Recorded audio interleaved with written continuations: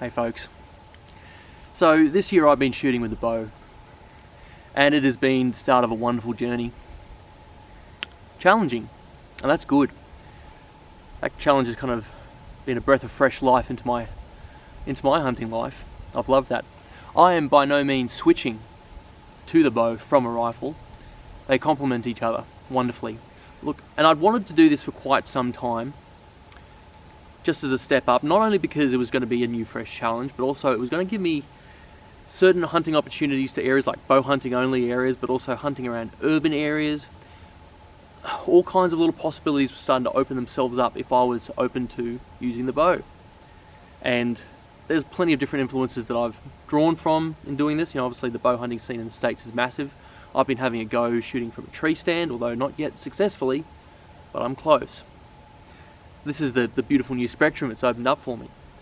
But there's no doubt that I needed a bit of mentorship because it's a completely new thing. And just when I thought I knew a lot about archery and what was needed in putting a compound bow together, I was certainly wrong. Now folks, you might have seen my mate Dylan Smith on the channel before. So generous, he had me up to join him and his club, the Northern Tablelands Archers up northern New South Wales. It basically gave me the 101, 102, 103 of archery set up and got me hunt ready. And the legends up there, they got me out there for a hunt and got me my first bow kills, and I appreciate that so much, guys. Dylan, Bailey, Colin, can't wait to hunt with you legends again. Josh, we'll have that fish done before the end of the year, man. Guys, I appreciate that warm welcome up there so much, and I really appreciate the help even more. Biggest cheers, legends.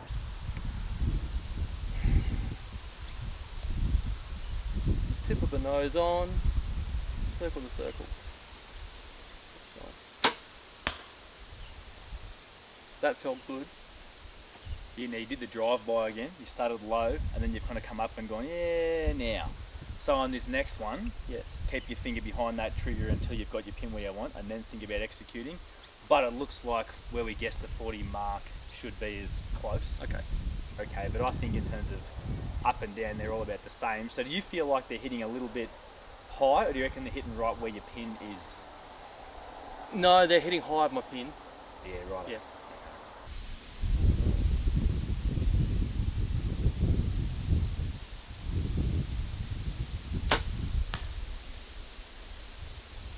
Not bad. I thought you were about to rack it off real quick, but you sort of kept it together and gave it a slow squeeze, which is good. Yeah, I felt the desire to. Yeah, I could sense that you felt the desire.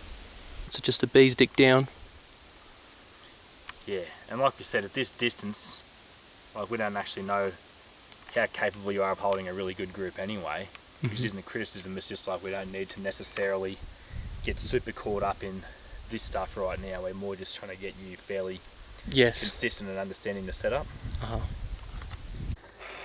So this was the stage that was the biggest learning curve for me, is setup of bow, setup of arrows, tuning and the like. Just for those who are interested, this bow is a Bear Effect.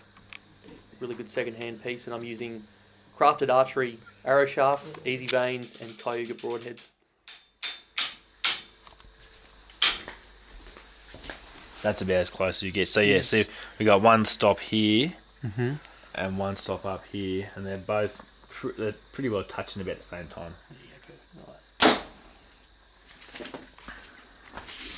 I just punch the same hole again? Yep. Bugger. God, what a loser. It's pretty well close to a bullet hole, which is what you want to see.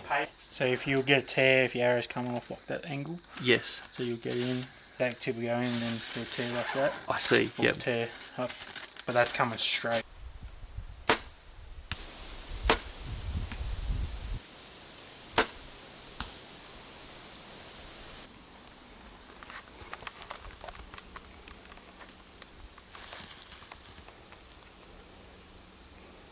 meters. Okay. So all we're going to do now is just shoot this broadhead into that target at 20 meters, and then we're going to shoot a field point into the same target aiming for the same spot, and we'll do that a half dozen times and see if there's a bit of a trend. If the broadhead is always about 2 inches to the right of where the field point hits, for example, then that helps us make a decision about a slight adjustment with the rest.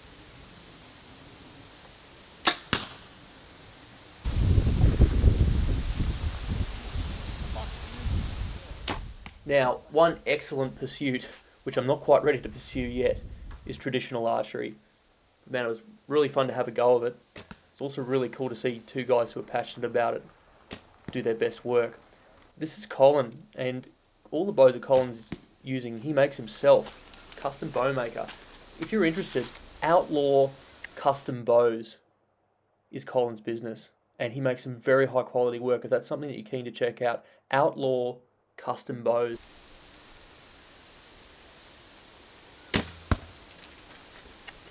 Now, I would value anyone's perspectives on what I'm about to say because I'm a novice at all this kind of stuff, very much novice. I got into the conclusion that unless I was hunting deer in the rut when they're otherwise distracted, and there's a whole bunch of extra advantages that we can kind of have on them, like calling and the like, rattling, putting a spot and stalk on a deer in a free range setting, like public land like this, it's a really hard ask. And I'm saying it's impossible, but it's a really hard ask. And to come into a patch like I've done this weekend, and I've started employing my spot and stalk methods because that's just my default, that's what I've always done. I realise this is on the wrong tactic. But for those who are experienced, I just want to understand what you guys do when it's not the rut. Are you putting in long sit and waits? Do you employ tree stands? What do your ambush locations look like?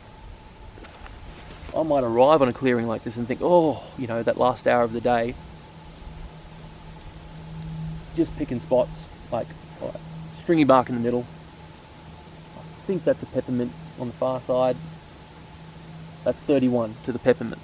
I know that would be my absolute maximum range that I'm comfortable with at the moment.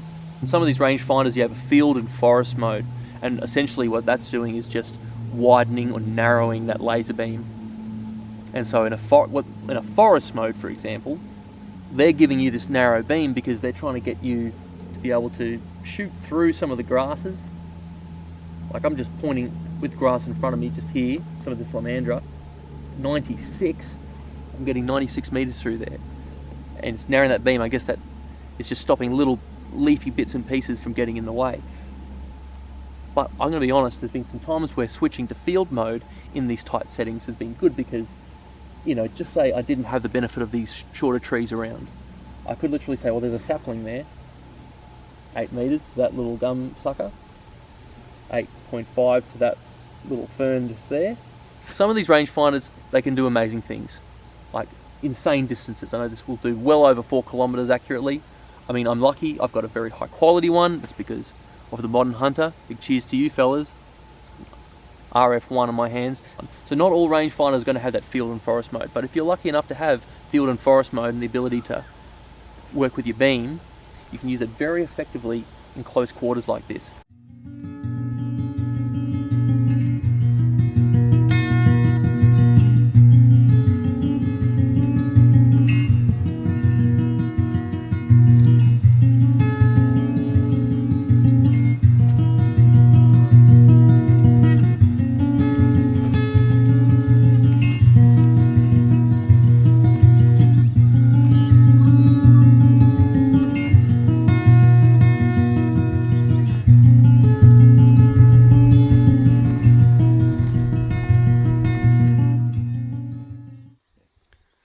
Closing the distance a moment ago. Relocated them about 100 metres up, which is cool. The wind's not quite right yet, but the humble goat takes on a whole different character when you have to get so close. I love that. Renewed appreciation to the maximum.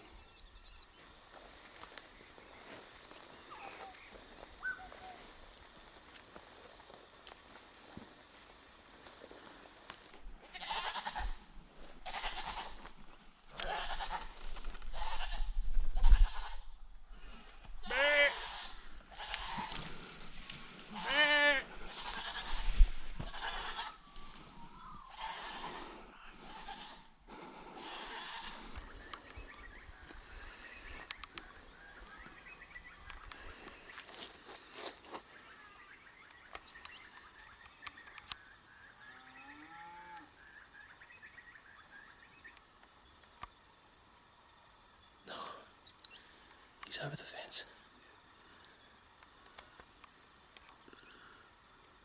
There's a few of them still in a tree.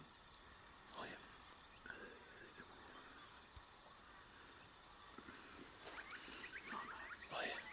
Oh, bigger one, bigger one.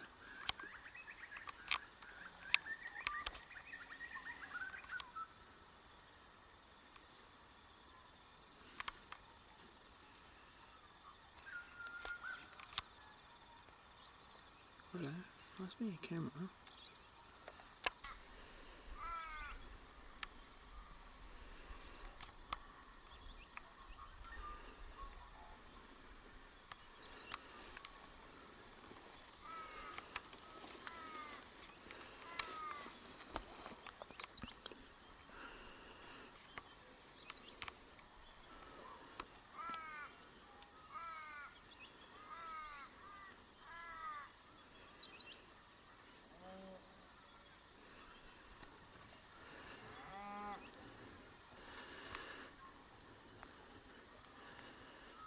I'll let down.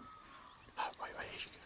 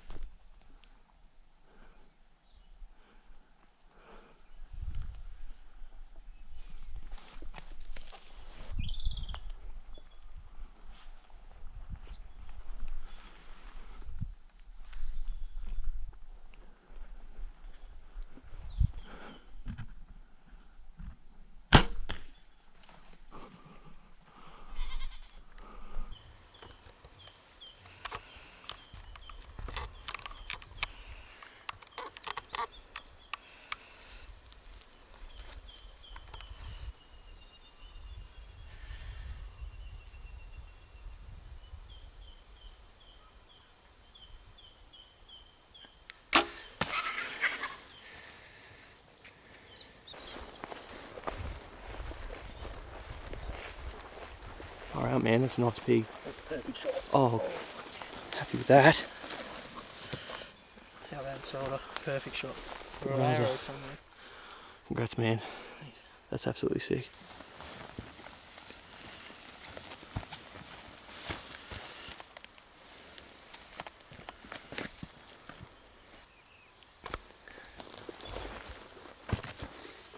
I'll keep this brief because there's hills full of game that need to be chased, but it's going to be very, very hard for me to turn away from this ultra-natural method of hunting. This is just the start, but earlier today, confidence was slightly smashed, you know. Aiming downhill didn't compensate for that different angle on a shot, and I did miss a pig.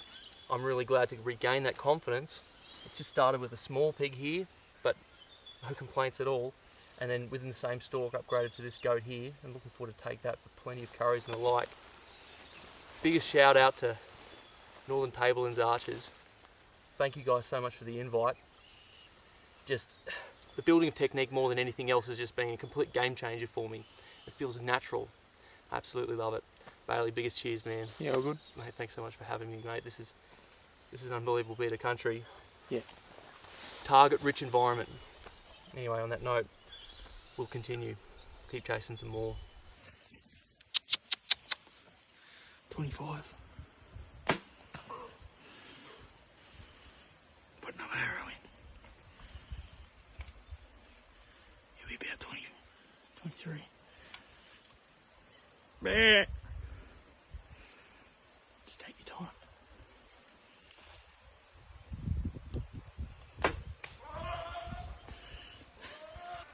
Oh, awesome work, man. Don't arrow one. Go find this other dude.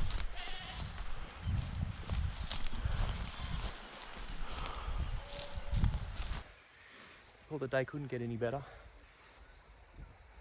More confidence boosters. Look at this location. How gorgeous is that? And when we found more goats down here, it's absolutely awesome. I mean, I was just really happy that was a pair of heart shots, exactly where I needed to go. Super happy with this pair. It's absolutely mad. Oh, whole week is made. It's fantastic. To all you fellas, Bay, Colin, Josh, of course Dylan, bro, the biggest cheers, biggest maximum respect. Thank you so much, guys. Without your springboard, without that launch pad you gave me at the start of this year, that head start, I wouldn't have got that fallow buck in the rut, I don't think. I honestly don't think I would have done that. Big boost in confidence. Anyway. Thanks for watching, folks. Hey, if you're keen for more, here's a video Dylan and I did last year, backpacking in for Samba in Victoria. And if you're still on the bow buzz, here's some bow hunting in the rut action. Anyway, see you in the next one. Good times are natural.